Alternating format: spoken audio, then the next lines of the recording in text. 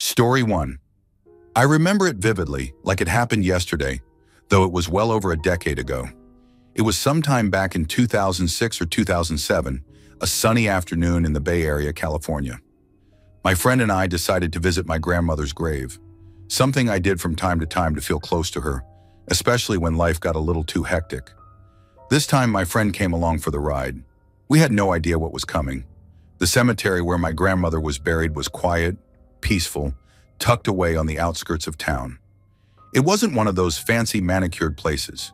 No, this was old, filled with history, and as time passed, it seemed like some parts had been left to rot. I always felt a strange sense of calm visiting her, but that day something was off.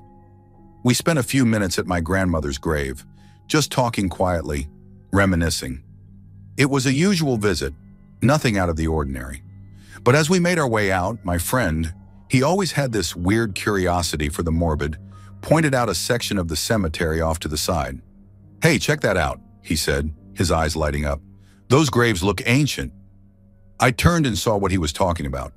Off in the distance, up a slight hill, there was a patch of graves. I hadn't noticed them before.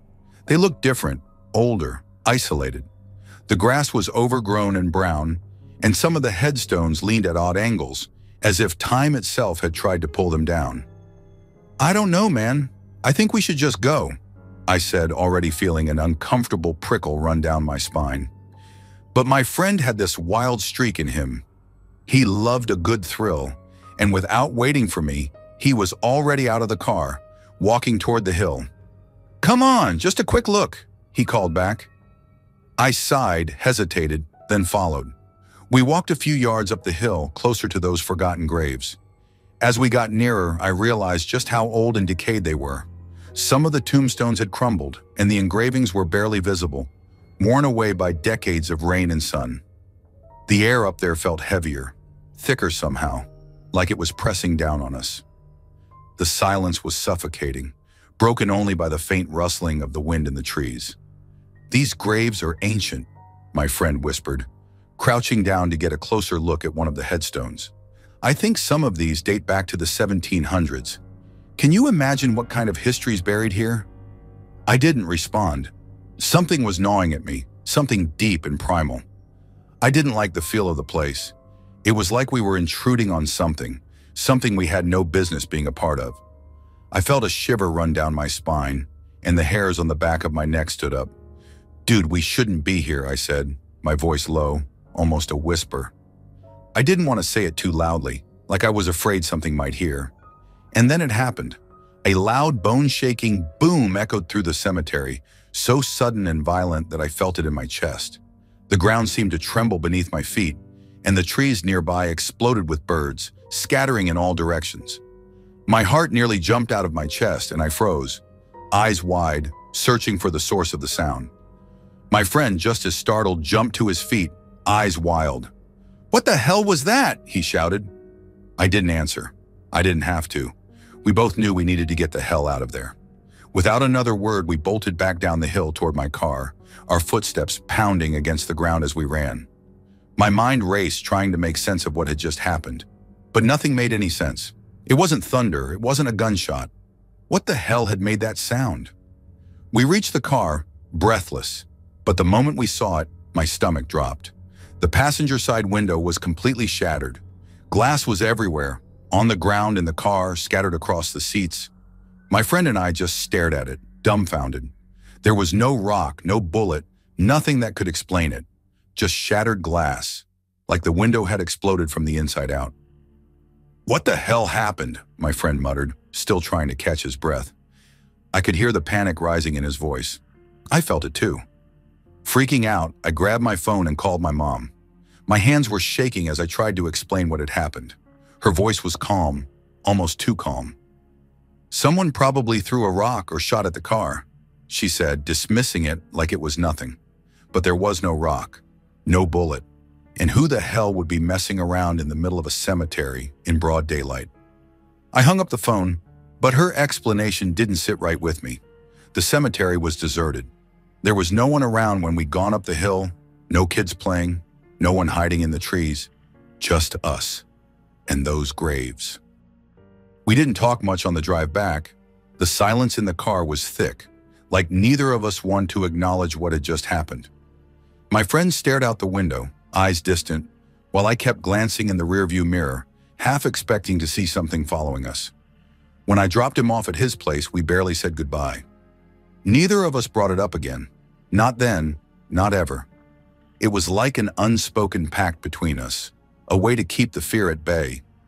But deep down, I knew we'd both been thinking the same thing. We had disturbed something that day, something old, something that didn't want to be found.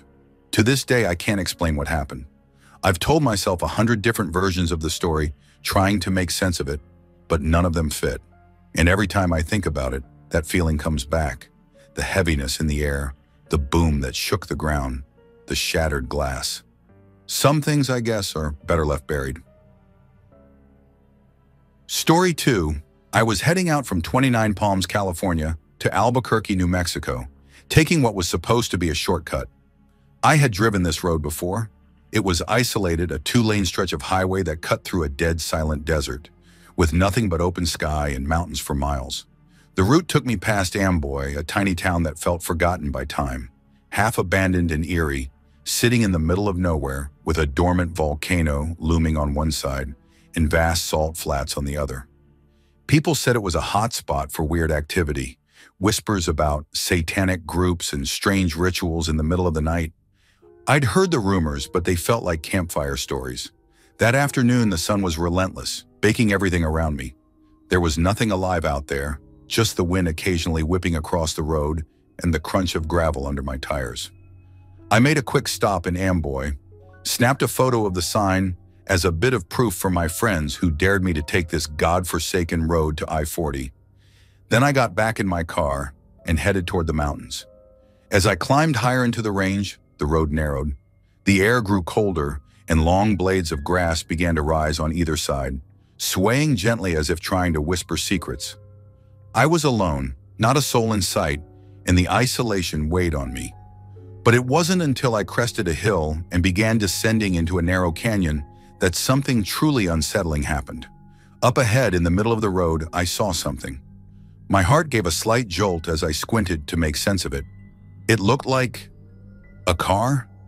A red Pontiac Fiero stopped dead across both lanes. Clothes were strewn across the asphalt, and then I saw them. 2 bodies lying face down, motionless. I immediately slowed down, instincts kicking in. A man and a woman sprawled out like rag dolls with no signs of life. My gut screamed that something was wrong. The scene was too perfect, too staged, like a trap waiting to be sprung. I felt a cold sweat prickling at the back of my neck. I hesitated, my foot hovering over the brake. But the idea of stopping felt insane. Everything about it screamed danger. My Marine training kicked in. I reached under the seat, my fingers brushing against the cold steel of my 9mm pistol. I chambered around, feeling the weight of the gun in my hand as I tried to assess the situation. My heart pounded in my chest, each thump growing louder as I took in the scene again. It was dead quiet, not a sound. Why isn't there any blood? That thought hit me hard. For 2 people to be lying like that, dead in the middle of the road, there should be blood, but there was none. I felt my pulse spike, and suddenly the stillness of the scene became suffocating. This wasn't an accident. It was something else, something dark. I sat there for what felt like forever, the silence stretching thin around me, waiting for the other shoe to drop. My hands were slick with sweat, gripping the steering wheel. I scanned the tall grass on both sides of the road, the hair on my arms standing on end as I imagined what could be lurking in there, waiting for me to make a move. Then an idea hit me. There was a narrow gap I could take. If I maneuvered just right, I could pass the car, avoid the bodies, and keep going. It would be tight, but it was possible. My brain was screaming at me to get out of there. Without a second thought, I dropped the car into first gear and punched it. The tires screeched as I weaved around the bodies, just inches from the man on the ground. I swung wide, barely missing the woman and the red Fiero, my heart slamming in my chest as the car surged forward. As soon as I passed the scene, I exhaled shakily, relief washing over me for a split second. But then I made the mistake of looking into my rearview mirror. My blood ran cold. The bodies, they weren't lying down anymore. They were both on their knees now, slowly rising. My hands tightened on the wheel, knuckles white as I stared in horror. And then, as if from nowhere, people started emerging from the tall grass on either side of the road. A dozen, no, at least 20 of them, stepping out of the shadows, their faces hidden by the glare of the setting sun. I slammed the gas pedal down to the floor, my car lurching forward with a roar, tires spitting gravel as I bolted down the road. My breath came in ragged gasps, the adrenaline pumping through me so hard it was dizzying. I kept glancing in the mirror, praying I'd see nothing but the empty road behind me. But those figures, they just kept coming. I didn't slow down. Not once. I couldn't. The fear had me in its grip, and I wasn't about to stop to find out what those people wanted. I drove faster than I ever had in my life, speeding through the canyon, the wind whipping through my open window as the sun began to dip below the horizon. By the time I reached the I-40 East on-ramp, my body was shaking so hard I could barely control the car. My heart was pounding in my ears, drowning out every rational thought, every sound except for the thudding inside my chest.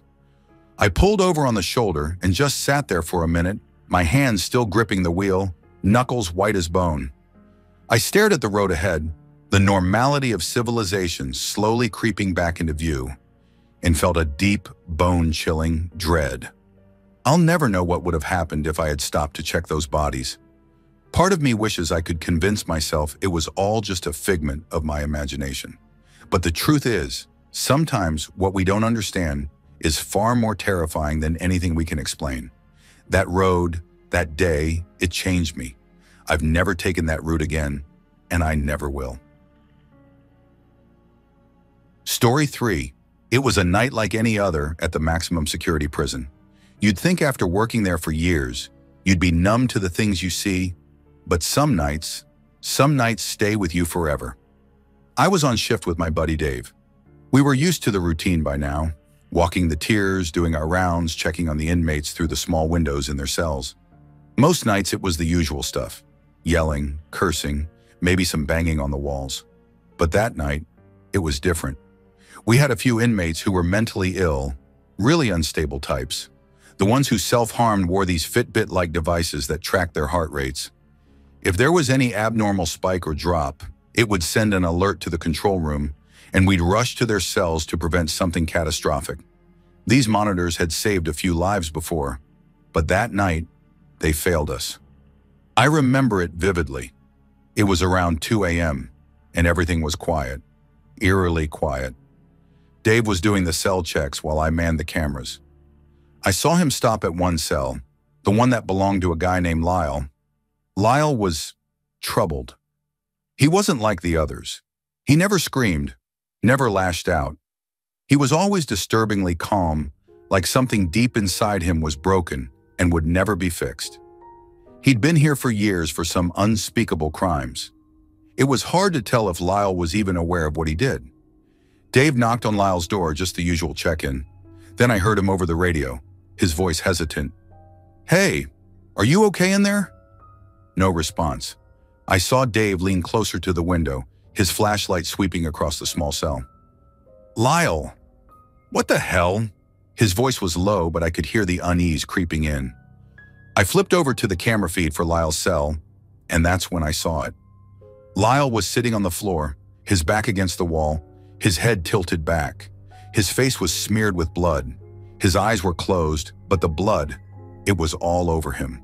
There were streaks of it running down his cheeks, and for a moment, I thought maybe he had been crying tears of blood.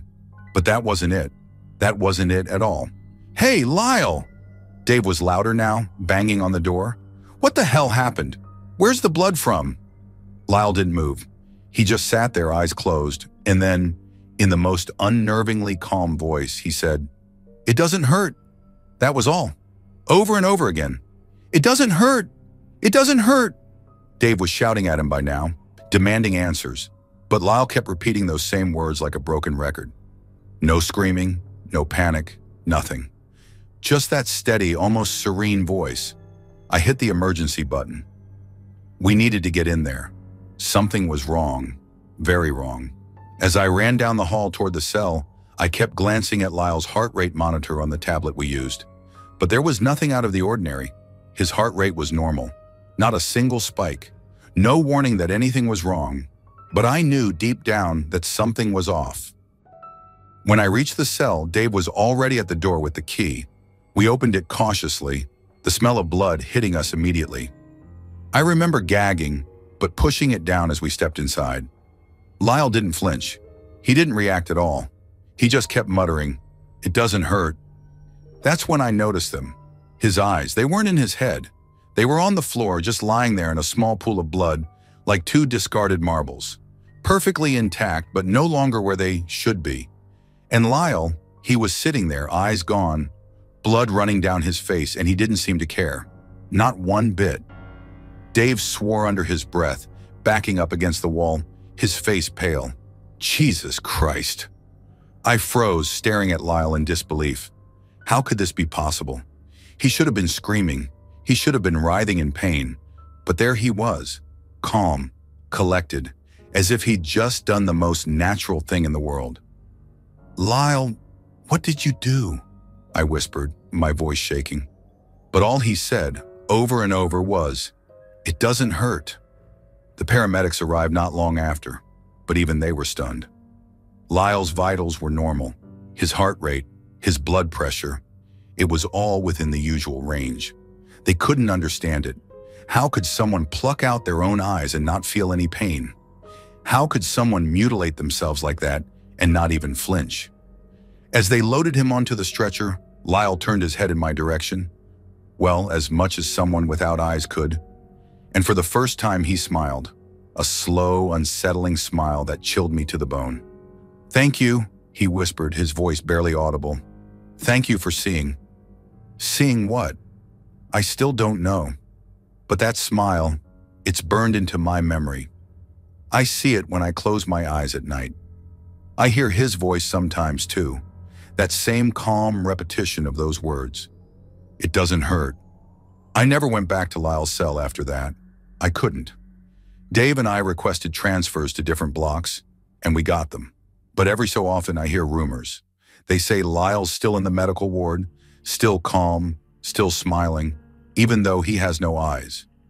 No one knows how or why his heart monitor never went off. No one knows why he didn't scream. But me? I don't think I want to know. Some things are better left unexplained. And every time I think about that night, I shiver. Because in a place like this, where the worst of humanity is locked away, you come to understand that not all horrors are physical. Some are deeper, much deeper, and those are the ones that stay with you forever. Story 4. I had just left the party, sharing a cab with two girls I barely knew. We'd been laughing and chatting the whole ride, the streetlights flashing past as the city blurred by in a hazy glow. The girls dropped me off about half a mile from my house. It was a quiet part of town, a shortcut I'd taken hundreds of times. It was late, well after midnight, and though I was tired, the night air was refreshing. The silence, though, hung thick and unsettling. As I walked, the grass beneath my feet softened each step, and the sound of my shoes crunching faintly against the ground was oddly soothing. There were a few scattered buildings, mostly dark, and the streetlights were far between. I could see shadows moving with the wind among the trees and bushes, but I didn't think much of it at first, until I started to feel it. A creeping sensation, like eyes on the back of my neck. That skin-prickling awareness of something, someone. My pace slowed. There was nothing but silence around me, yet I felt the air shift behind me. My breath hitched, but I didn't turn around. I couldn't. Something told me not to. The hairs on my arms rose, and I wanted to scream. Something primal inside me screamed to run, to bolt into the night and get away from whatever was closing in behind me. My throat tightened, but before I could make a sound, I heard a voice. Not in my ears, but in my head. "Don't scream, don't run." I froze. My heart was thundering in my chest. I couldn't comprehend what was happening. I heard the voice again. "Keep walking. You're safe." Safe? I didn't feel safe. Every fiber of my being was urging me to sprint, to do something, but I felt guided, like something was pushing me forward, telling me to trust it. My legs moved on their own, step after step, though the fear grew with every inch of ground I covered. The sound of footsteps behind me grew louder, more deliberate, as if someone was mimicking my every move. It was unmistakable. Someone was there. I could hear the faint shuffle of feet, almost trying to match my own footsteps so I wouldn't notice. But I did. I swallowed hard, feeling my throat tighten as cold sweat trickled down my spine. I was terrified. My mind raced with possibilities of who or what was behind me. I wanted to glance back, but I couldn't. The voices in my head held me steady. Keep walking. Don't look back. The footsteps grew closer, too close. I could feel a presence looming just behind me. The darkness seemed to press in, suffocating me, making it harder to think, harder to breathe. I wanted to break into a run, to scream, to do anything other than walk, but I kept going, trusting those voices. Every step felt like an eternity. My house was still too far. Then I heard the voice again, more urgent this time. Now! Scream! Call for your brother! Now! The words snapped something inside me. My throat, which had been tight with fear, suddenly opened, and I screamed. I screamed louder than I ever had in my life, raw and desperate, calling for my brother with everything I had. The moment I screamed, everything changed. The presence behind me rushed forward. I felt hands grab me, strong, cold hands, yanking me back by the shoulders. I fought, kicking and thrashing, but he was too strong. He pulled me down to the ground, and before I could take another breath, his hands were around my throat. He started to choke me, squeezing harder and harder. My vision blurred, and I couldn't scream anymore. My legs kicked out wildly and my hands clawed at his arms, but it was like fighting a shadow. His face was a blur, but I could see the manic gleam in his eyes. I thought I was going to die, right there, on the cold grass, just a few feet from home. But then, through the ringing in my ears and the blurriness of my vision, I heard something. Someone was shouting. A door slammed open, and I heard my brother's voice. The weight on top of me shifted, but I was too weak to fully comprehend what was happening. Suddenly, there were more voices, angry, urgent, a blur of motion as figures rushed forward. The hands that had been choking me were pulled away, and I could breathe again, gasping for air as I rolled onto my side. My brother was there, grabbing me and holding me up as I struggled to stand. The man who had attacked me was being dragged away by the police chief who lived in our building. I could see him now, the maniac who had followed me, his face twisted with rage and madness. He thrashed and screamed as they cuffed him, but he couldn't get to me anymore. I don't remember much after that. My brother told me later that if I hadn't screamed when I did, they might not have heard me. If I had screamed earlier, before I was closer to home, maybe no one would have been close enough to help. The thought chilled me to the bone. I believed they were angels sent to protect me. They knew what I didn't. If I had panicked, if I had run, that man would have caught me, and no one would have heard my cries for help. It's something I'll never forget. The feel of those hands around my throat, the terror that gripped me, but also the strange, inexplicable sense that I wasn't alone, that someone, something, was watching over me. Some people might think I'm crazy for saying it, but I know what I felt. I wasn't saved by chance that night. I was saved by something divine. Story 5. It was about 14, maybe 15 years ago. I remember it all too clearly, like it's been burned into my brain. We were in the cabin, just me and my dad. He's a tough, grumpy old man, not the kind to show fear or even the slightest bit of warmth.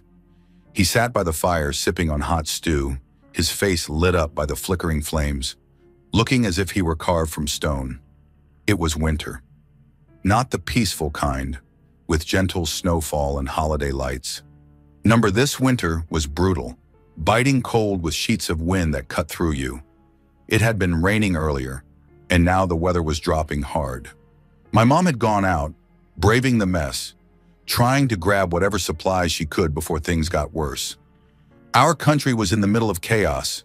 Terrorist attacks had crippled the nation, left us in a pit of hunger and fear. But in that moment, I wasn't thinking of the world falling apart. I was more focused on my screen, fully engaged in Call of Duty Modern Warfare on my laptop, my headset snug around my ears, until I heard it. It was faint, like the sound of old wood groaning under the weight of something or someone. I took off my headset, looking up from my game, and that's when I saw the curtain near the window swaying slightly. I realized I'd left the window open just a crack, enough for the cold to slip in. But it wasn't the cold that made my skin crawl.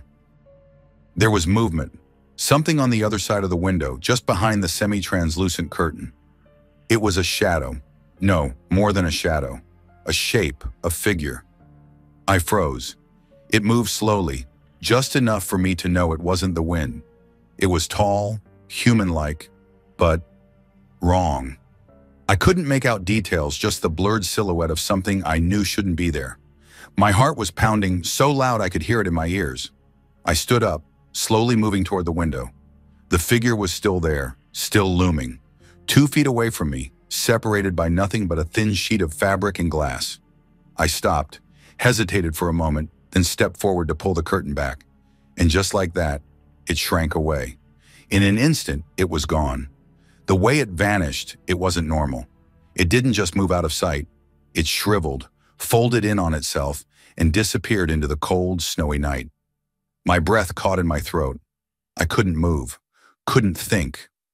"Dad," I finally whispered, my voice shaky. "Did you see that?" He grunted, not even looking away from his stew. "See what, you little twat?" The shadow, the figure. There was someone right outside the window. He sighed, clearly annoyed.